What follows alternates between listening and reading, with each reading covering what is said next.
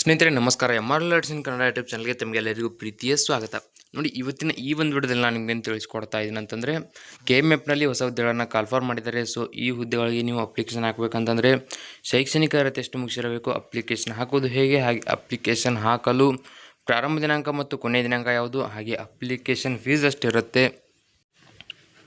ಇದಾದ ನಂತರ ಇಲ್ಲಿ ಆಯ್ಕೆ ಪ್ರಕ್ರಿಯೆ ಯಾವ ರೀತಿ ಇರುತ್ತೆ ಮತ್ತು ಅಪ್ಲಿಕೇಶನ್ ಹಾಕಲು ಪ್ರಾರಂಭ ದಿನಾಂಕ ಕೊನೆಯ ದಿನಾಂಕ ಯಾವುದು. ಸೊ ಎಲ್ಲ ಮಾಹಿತಿ ನಿಮಗೆ ಈ ಒಂದು ವಿಡಿಯೋದಲ್ಲಿ ತಿಳಿಸ್ಕೊಡ್ತಾ ಹೋಗ್ತೀನಿ. ಮಿಸ್ ಮಾಡದೆ ವಿಡಿಯೋ ಕೊನೆವರೆಗೂ ನೋಡಿ. ವಿಡಿಯೋ ಇಷ್ಟ ಆದರೆ ಲೈಕ್ ಮಾಡಿ ಮತ್ತು ಇನ್ಯಾರ್ಯಾರು ಸಬ್ಸ್ಕ್ರೈಬ್ ಮಾಡ್ಕೊಂಡಿಲ್ಲ ದಯವಿಟ್ಟು ಸಬ್ಸ್ಕ್ರೈಬ್ ಮಾಡಿಕೊಂಡು ಪಕ್ಕದಲ್ಲಿರುವಂಥ ಬೆಲ್ ಐಕನ್ ಕ್ಲಿಕ್ ಮಾಡಿ ಆಲ್ ಅಂತ ಸೆಲೆಕ್ಟ್ ಮಾಡಿ. ಯಾಕಂದರೆ ಮುಂದೆ ನಾವು ಯಾವುದೇ ವಿಡಿಯೋ ಬಿಟ್ಟರು ನಿಮಗೆ ಥಟ್ ಅಂತ ನೋಟಿಫಿಕೇಶನ್ ಬರುತ್ತೆ. ಈಗ ನಿಮಗೆ ಇದರೊಂದು ಮಾಹಿತಿಯನ್ನು ಹೇಳ್ತಾ ಹೋದರೆ ಇಲ್ಲಿ ಟೋಟಲಾಗಿ 194 ಅಸಿಸ್ಟೆಂಟ್ ಮ್ಯಾನೇಜರ್ ಪೋಸ್ಟ್ಗಳನ್ನು ಕಾಲ್ಫಾರ್ ಮಾಡಿದ್ದಾರೆ. ಸೊ ಯಾರ್ಯಾರು ಅಪ್ಲಿಕೇಶನ್ ಹಾಕ್ಬೋದು ಅಂತ ನೋಡ್ತಾ ಹೋಗಿ. ಮೊದಲಿಗೆ ಇಲ್ಲಿ ನೋಟಿಫಿಕೇಶನ್ ಪ್ರಕಾರ ಡೀಟೇಲ್ಸನ್ನು ಹೇಳ್ತಾ ಹೋಗ್ತೀನಿ. ಸೊ ಆರ್ಗನೈಸೇಷನ್ ನೇಮ್ ಬಂದುಬಿಟ್ಟು Shivamogga, Davanagere and Chitradurga cooperative milk producers societies union limited. So KMF Shimul ಅಂತ. ಸೊ ಇಲ್ಲಿಂದ ಏನಪ್ಪ ಅಂತಂದರೆ ಅಸಿಸ್ಟೆಂಟ್ ಮ್ಯಾನೇಜರ್ ಮತ್ತು ಜೂನಿಯರ್ ಟೆಕ್ನಿಷಿಯನ್ ಅಂತ ಹೇಳಿ ಟೋಟಲಾಗಿ 194 ಹುದ್ದೆಗಳನ್ನು ಕಾಲ್ಫಾರ್ ಮಾಡಿದ್ದಾರೆ.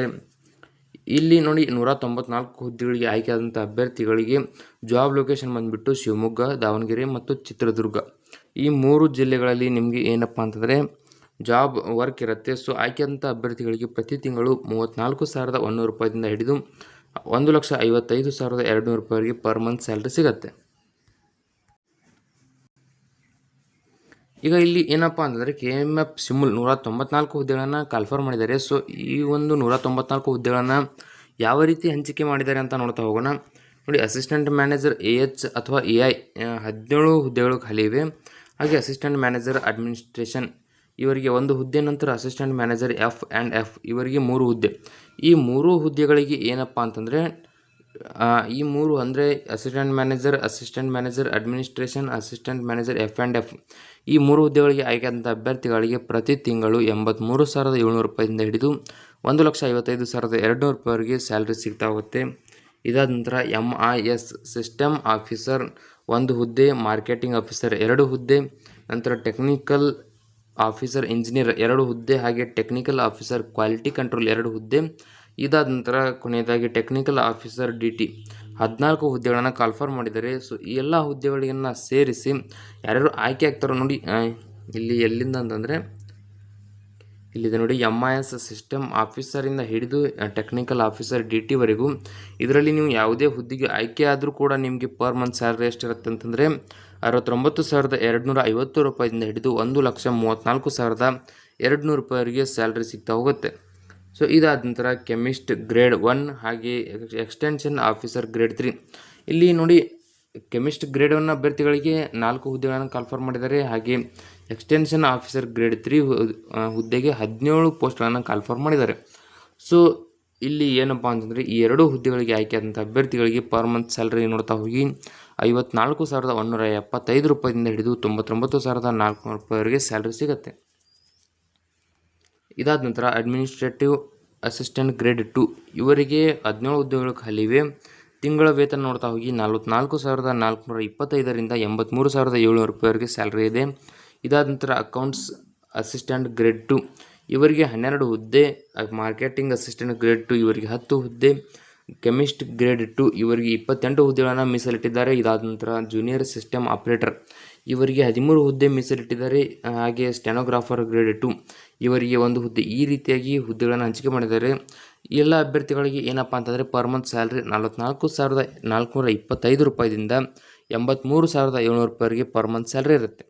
ಸೊ ಕರೆಕ್ಟಾಗಿ ನೋಡ್ಕೊಳ್ಳಿ. ಇಲ್ಲಿ ಕೊನೆಯ ಹುದ್ದೆ ಬಂದುಬಿಟ್ಟು ಜೂನಿಯರ್ ಟೆಕ್ನಿಷಿಯನ್ ಅಂತ.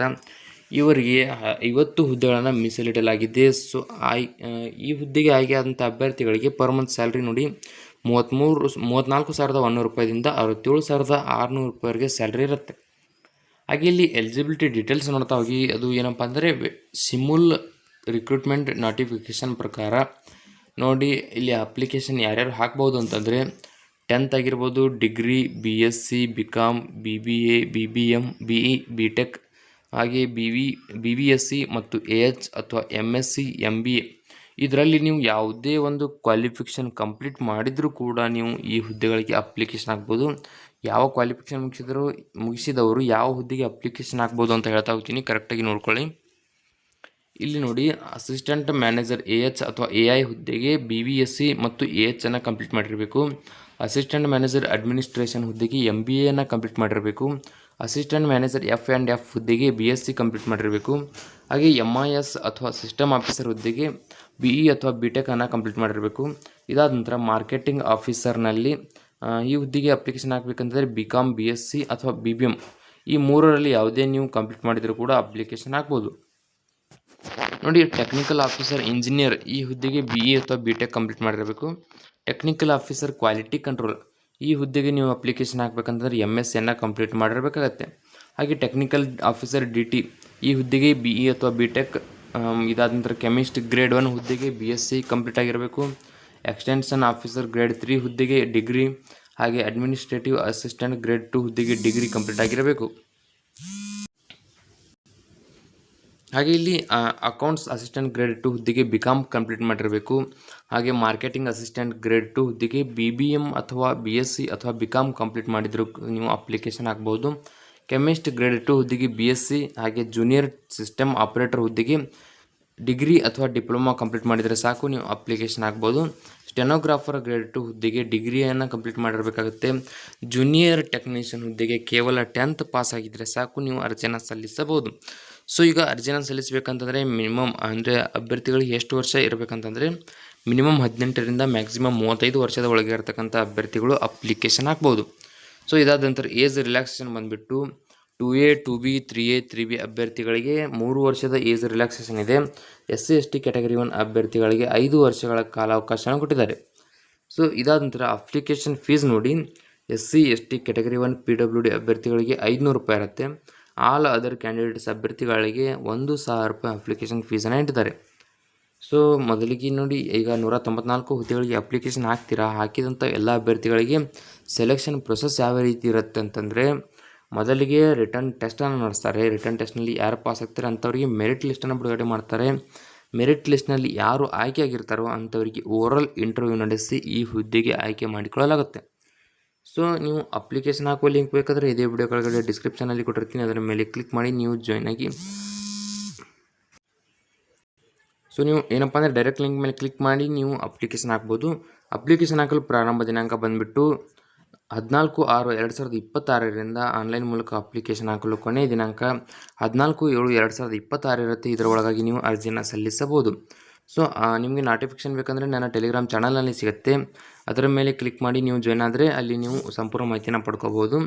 ಅಪ್ಲಿಕೇಶನ್ ಹಾಕುವ ಲಿಂಕ್ ಬೇಕಂದರೆ ನಿಮಗೆ ಇದೇ ವಿಡಿಯೋ ಕೆಳಗಡೆ ಡಿಸ್ಕ್ರಿಪ್ಷನಲ್ಲಿ ಸಿಗುತ್ತೆ, ಅದರ ಮೇಲೆ ಕ್ಲಿಕ್ ಮಾಡಿ ಡೈರೆಕ್ಟಾಗಿ ಅರ್ಜಿಯನ್ನು ಸಲ್ಲಿಸಿ.